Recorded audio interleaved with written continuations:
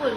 রাত্রির 1টা-1টার সময় ম্যাগি খেতে ইচ্ছা করে, তাই তো কিনা? হ্যাঁ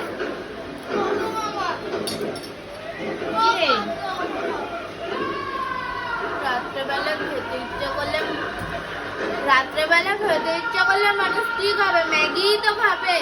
দেখি তোর ম্যাগিটা একটু। বাহ,